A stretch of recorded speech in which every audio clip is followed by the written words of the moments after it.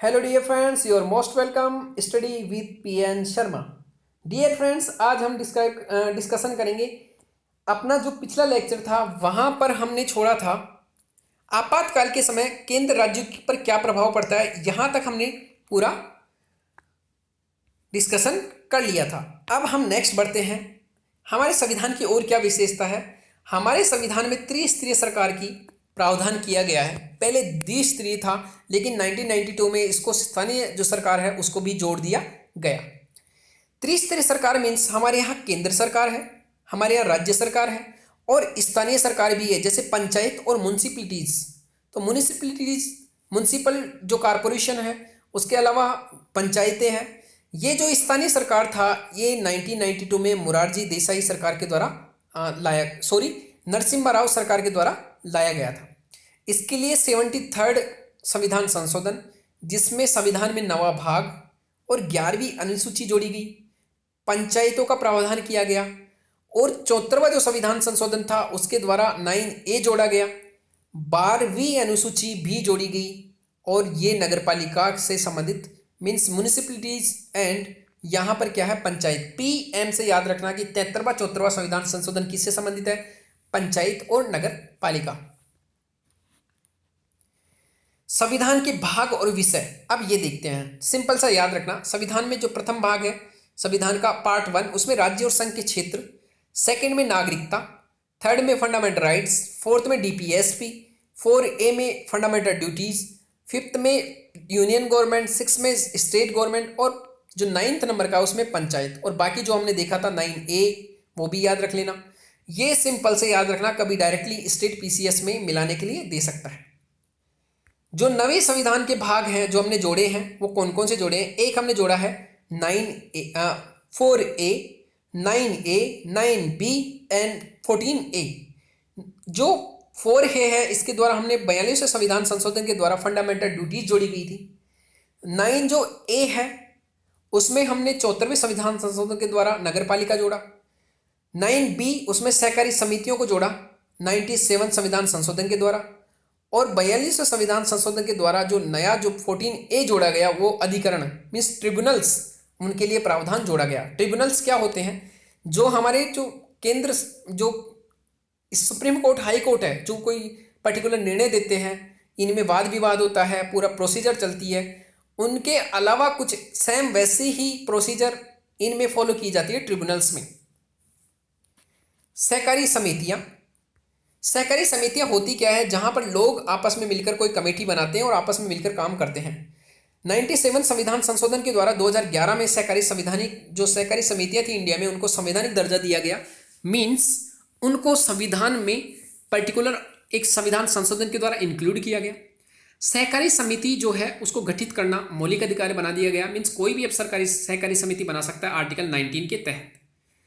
DPSP में भी इसको जोड़ा गया 43B के तहत, ताकि गांधी जी ने सहकारी समितियों को बढ़ावा देने की बात की थी, इसीलिए नीति निर्देशक तत्वों में गांधी जी का एक अलग से पार्ट है, उसमें भी इसको जोड़ दिया गया।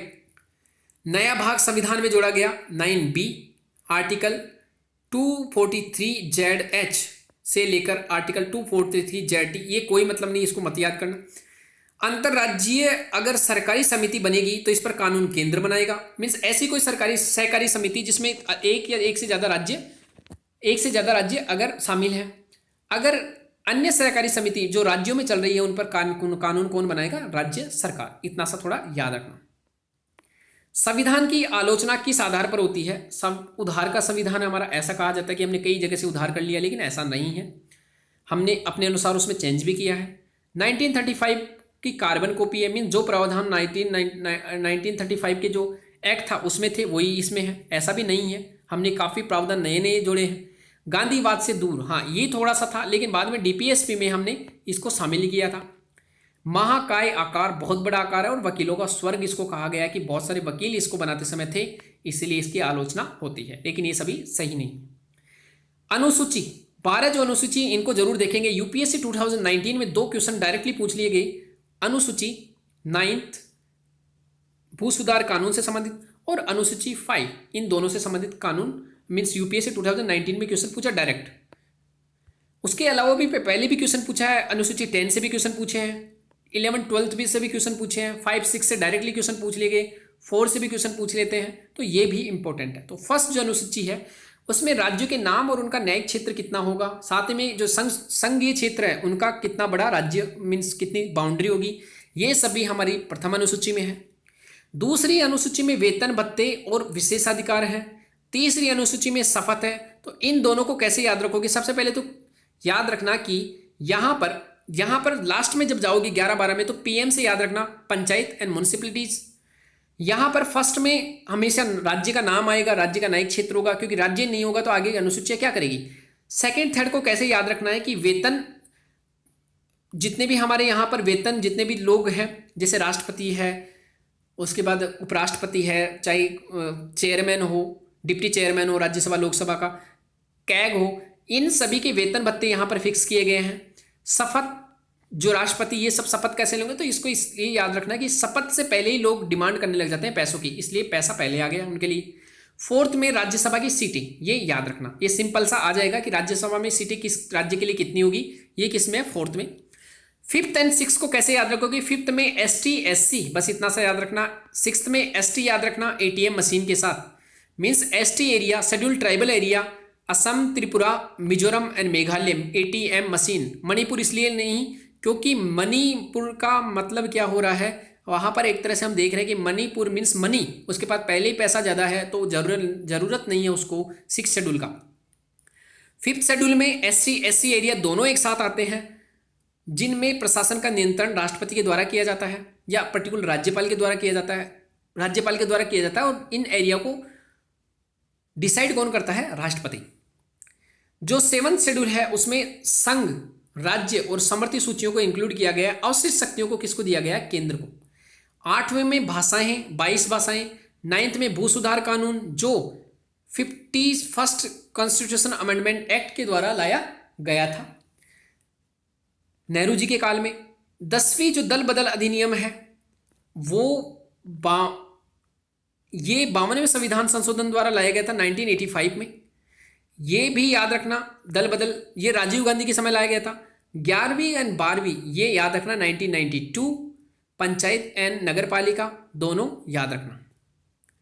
अब अगर हम कॉन्स्टिट्यूशन अमेंडमेंट एक्ट देखते हैं तो ये पहले संविधान संशोधन 1951 में, 1951 हमने यहाँ गलत लिख दिया था।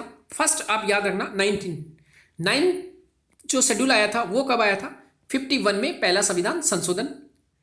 भू सुधार कानून मीन्स यहाँ पर भू सुधार कानून जितने भी हुए हैं उनको यहाँ डाला। 52 संविधान संशोधन था 1985 में, उसमें दल बदल अधिनियम कि अगर कोई एक व्यक्ति MP MLA किसी दूसरी पार्टी को ज्वाइन करता है तो उनको यहाँ से कैसे रोका जाए।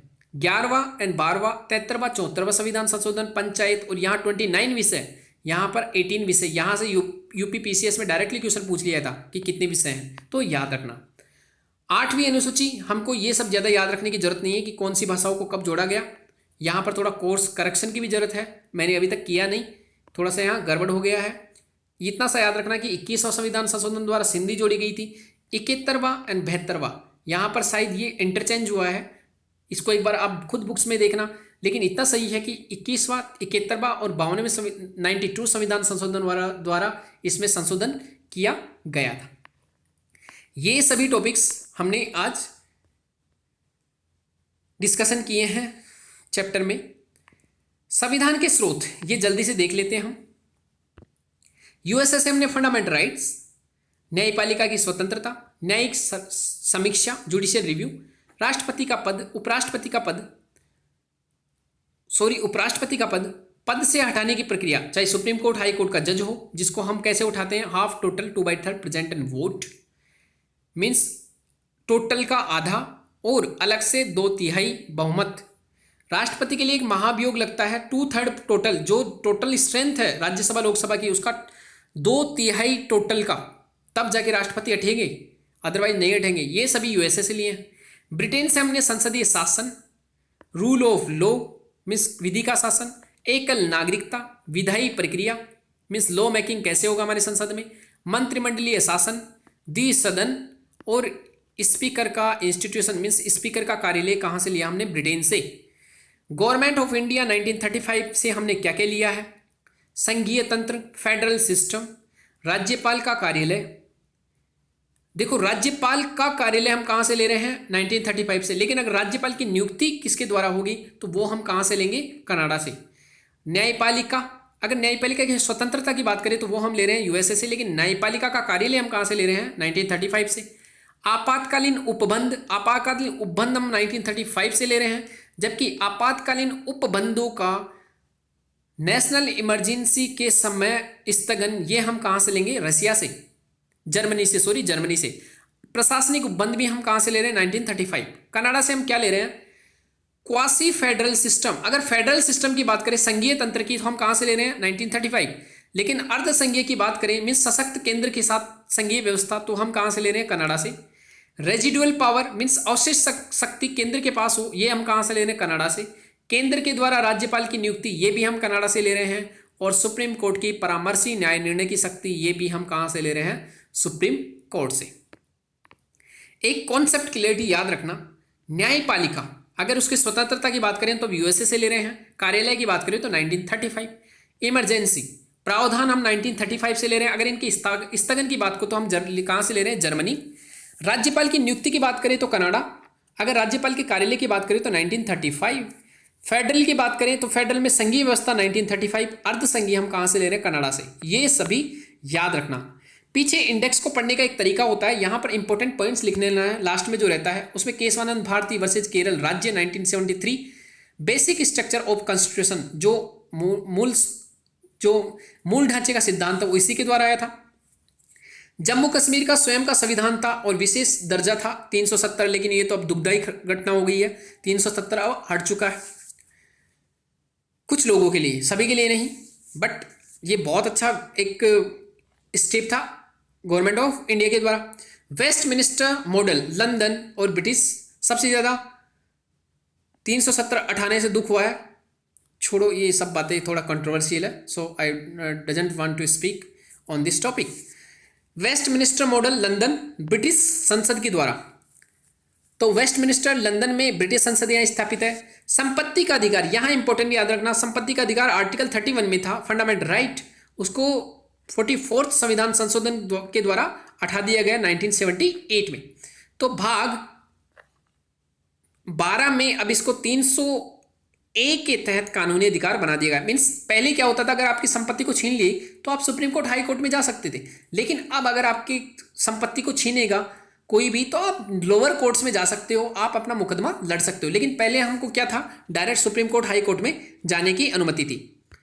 आंतरिक उपद्रव के आधार पर पहले नेशनल इमरजेंसी घोषित हो सकती थी, उसको 44वें संविधान संशोधन द्वारा अब सशस्त्र विद्रोह, मीन्स अब आपको हथियार लेके लड़ना पड़ेगा, ऐसा अगर संभावना हो राज्य को तभी वो नेशनल इमरजेंसी लगा सकता है। आंतरिक गड़बड़ी के आधार पर नहीं, क्योंकि जो इंदिरा गांधी के द्वारा 1975 में जो नेशनल इमरजेंसी लगाई गई थी वो आंतरिक उपद्रव, आंतरिक गड़बड़ी के आधार पर लगाई गई थी, जो काफ़ी कंट्रोवर्शियल था। पंचायत राज ये 3 जगह चलता है, ग्राउंड लेवल पर, मध्य मीन्स जो पंचायत समिति है, और जिला पंचायत। नगर पालिका, इसके लिए अगर संक्रमणशील क्षेत्र है, तहसील और गांव, तहसील और जिले के बीच में तो नगर पंचायत, छोटे शहर है तो नगर परिषद, और बड़े शहर है तो नगर निगम, जैसे जयपुर नगर निगम। नगर परिषद जैसे पुणे नगर परिषद, और संक्रमणशील जैसे नगर पंचायत, बहुत छोटा अगर जिला है तो वहाँ पर नगर पंचायत रहेगी। तो ये सभी इसमें टॉपिक्स थे, माइनर टॉपिक्स थे, किसमें? चैप्टर 3 में, जिसमें हमने फीचर्स ऑफ कॉन्स्टिट्यूशन पूरा आज कंप्लीट किया है। तो my dear friends, thank you very much for this lecture.